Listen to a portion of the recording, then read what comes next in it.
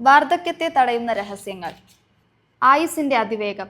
ഒരു നൂറ്റാണ്ടിലേറെയായി ഓരോ വർഷവും നമ്മുടെ പ്രതീക്ഷിത ആയുർദൈർഘ്യത്തിന്റെ ശരാശരി 0.3 വർഷം കൂട്ടിച്ചേർക്കാൻ കഴിയുന്നുണ്ട്. എന്നാൽ ഓരോ വർഷവും നമ്മുടെ പ്രതീക്ഷിത ആയുർദൈർഘ്യത്തിൽ 1 വർഷം കൂട്ടിച്ചേർക്കാൻ കഴിയുന്ന ഒരു സാങ്കേതിക വിദ്യ ഉണ്ടെങ്കിൽ എന്ത് സംഭവിക്കും? താത്വികമായി പറഞ്ഞാൽ ജീവശാസ്ത്രപരമായ അമരത്വം നമുക്ക് സാക്ഷാത്കരിക്കാൻ കഴിയും. അതായത് ആയുസ് അതിൻ്റെ എല്ലാ നിയന്ത്രണങ്ങളും ഭേദിച്ച് അതിൻ്റെ ഗതിവേഗം കൈവരിക്കും.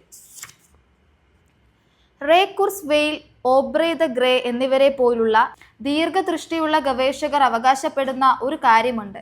ദശാബ്ദങ്ങൾക്കകം നാം അനിയന്ത്രിതമായ ഈ ഗതിവേഗത്തിൽ എത്തിച്ചേരും. എന്നാൽ മറ്റു ശാസ്ത്രജ്ഞർ ഇതേക്കുറിച്ച് അത്ര ശുഭാപ്തി വിശ്വാസമുള്ളവരല്ല. അവർ പറയുന്നത് നമുക്കൊരു പരിധിവരെയുള്ള ദീർഘായുസ്സിലെ എത്താനാകൂ എന്നാണ്. എത്ര തന്നെ സാങ്കേതിക വിദ്യ നമ്മളെ തുണച്ചാലും പരമാവധി പ്രായത്തെ നമുക്ക് കവച്ചു വയ്ക്കാനാകില്ല. ഉദാഹരണത്തിന് 120 വർഷങ്ങൾക്കു ശേഷം നമ്മുടെ കോശങ്ങൾ അവയുടെ പുനർജനി അവസാനിപ്പിക്കുന്നതിനായി ചില ജീവശാസ്ത്രജ്ഞർ ഉറപ്പിച്ചു പറയുന്നു. സജീവ മനസ്സ്, യൗവനയുക്തമായ ശരീരം. ആരോഗ്യമുള്ള ശരീരത്തിലെ ആരോഗ്യമുള്ള മനസ്സുണ്ടാകൂ എന്നുള്ള ചൊല്ല് പ്രസക്തമാണ്. മനസ്സും ശരീരവും ഒരേപോലെ പ്രധാനമാണെന്നാണ് ഇതിനർത്ഥം. ഒന്നിൻ്റെ ആരോഗ്യം മറ്റൊന്നിൻ്റെ തന്നെ ആശ്രയിച്ചിരിക്കുന്നു. ഊർജ്ജസ്വലമായ ചുറ്റുപാടുകളുമായി ഇണങ്ങിച്ചേരുന്ന ഒരു മനസ്സ് യൗവനം നിലനിർത്തുന്നതിൽ പ്രധാന ഘടകമാണ്. യൗവനയുക്തമായ മനസ്സ് നമ്മളെ ആരോഗ്യപരമായ ജീവിതശൈലിയിലേക്ക് നയിക്കുന്നു. അത് പ്രായമാകലിനെ സാവധാനത്തിലാക്കുന്നു. ശാരീരിക വ്യായാമമില്ലായ്മ നമ്മുടെ ശരീരത്തെയും മനോഭാവത്തെയും പ്രതികൂലമായി ബാധിക്കുന്നത് പോലെ മാനസികമായ വ്യായാമമില്ലായ്മ നമുക്ക് ദോഷം ചെയ്യും. കാരണം അത് നമ്മുടെ ന്യൂറോണുകളെയും ന്യൂറോൺ കണക്ഷനുകളെയും നശിപ്പിക്കും. തൽഫലമായി ചുറ്റുപാടുകളോട് പ്രതികരിക്കാനുള്ള നമ്മുടെ ശേഷി ഇല്ലാതാക്കും. അതുകൊണ്ട് പ്രത്യേകം ഓർക്കേണ്ട പ്രധാന കാര്യം ഇതാണ്: നിങ്ങളുടെ തലച്ചോറിനെ സദാ പ്രവർത്തനനിരതമായി സൂക്ഷിക്കുക. മാനസിക വ്യായാമം എന്ന വിഷയത്തിൽ വിദഗ്ധനാണ് ഇസ്രായേൽ ന്യൂറോളജിസ്റ്റായ ഷ്ലോമോ ബ്രസ്നിറ്റ്സ്. അദ്ദേഹത്തിന്റെ അഭിപ്രായം അനുസരിച്ച് തലച്ചോറിന് ശരിയായി പ്രവർത്തിക്കാൻ ധാരാളം ഉത്തേജനം ആവശ്യമാണ്. സ്പാനിഷ് ടെലിവിഷൻ പരിപാടിയായ റെഡിസിനു വേണ്ടി എഡ്വാർഡ് പൻസെറ്റുമായി നടത്തിയ അഭിമുഖത്തിൽ അദ്ദേഹം പറയുന്നു, ചിലരെ സംബന്ധിച്ച് നല്ലതെന്താണ്, എന്താണ് അവർക്ക് വേണ്ടത് എന്നീ കാര്യങ്ങൾ തമ്മിൽ ഒരു സംഘർഷം നിലനിൽക്കുന്നുണ്ട്. ഇതിനൊരു കാരണമുണ്ട്. ആളുകൾ, പ്രത്യേകിച്ച് പ്രായമായവർ, അവർ ചെയ്തുകൊണ്ടിരിക്കുന്ന കാര്യങ്ങൾ തന്നെ ചെയ്യാനാണ് ആഗ്രഹിക്കുന്നത്. പ്രശ്നം എന്താണെന്ന് വെച്ചാൽ, തലച്ചോറിൽ ചില ശീലങ്ങൾ ഉറച്ചു കഴിഞ്ഞാൽ അതിന് പിന്നീട് ഒരിക്കലും അതേക്കുറിച്ച് ചിന്തിക്കേണ്ടി വരില്ല. ശീലമായ കാര്യങ്ങൾ വേഗത്തിലും ഫലപ്രദമായും തനിയെ ചെയ്തുകൊണ്ടിരിക്കും, പലപ്പോഴും നല്ല രീതിയിൽ തന്നെ. ഇത് സ്ഥിരമായ വഴികളിൽ ഉറച്ചു നിൽക്കാൻ പ്രേരിപ്പിക്കും.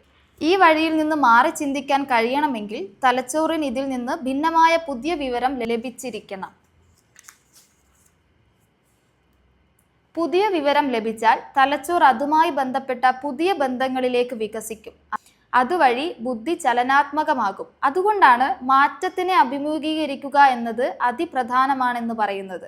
അത് നിങ്ങളുടെ സുഖകരമായ പാതയിലൂടെയുള്ള സഞ്ചാരത്തിൽ നിന്ന് പുറത്തു കടന്നിട്ടാണെങ്കിൽ പോലും അത് അല്പം ആശങ്ക നിങ്ങൾക്കുണ്ടാകുമെങ്കിലും മാറ്റത്തിന് അഭിമുഖം നിൽക്കുക തന്നെ വേണം.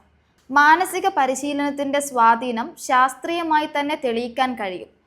കോളിൻസ്, ഹെമിംഗ്വേ, ഷ്ലോമോ ബ്രസ്നിറ്റ്സ് എന്നിവർ maximum brain power, challenging the brain for health and വിറ്റ്സം എന്ന പുസ്തകത്തിൽ പറയുന്നത് മാനസിക പരിശീലനം നിരവധി തലങ്ങളിൽ ഗുണകരമാണെന്നാണ്.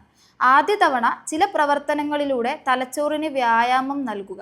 ആദ്യം അത് വളരെ വിഷമകരമായി തോന്നും, എന്നാൽ പരിശീലിച്ചാൽ നന്നായി ചെയ്യാൻ കഴിയും. രണ്ടാമത്തെ തവണ അതൊന്നുകൂടി എളുപ്പമായി തോന്നും, കാരണം അത് ചെയ്യുന്നതിൽ നിങ്ങൾ അല്പം കൂടി മെച്ചപ്പെട്ടിട്ടുണ്ടാവും.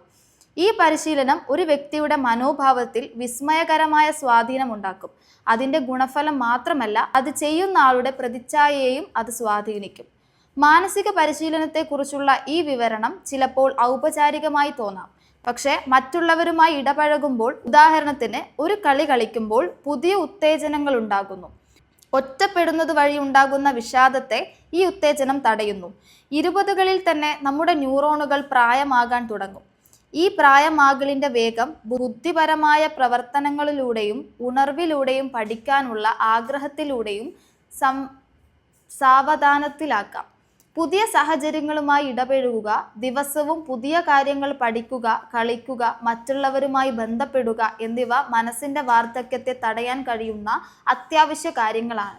കൂടാതെ ഇക്കാര്യങ്ങളിലുള്ള കൂടുതൽ പോസിറ്റീവായ കാഴ്ചപ്പാട് മാനസികമായി ഏറെ നേട്ടങ്ങളും നിങ്ങൾക്ക് സമ്മാനിക്കും.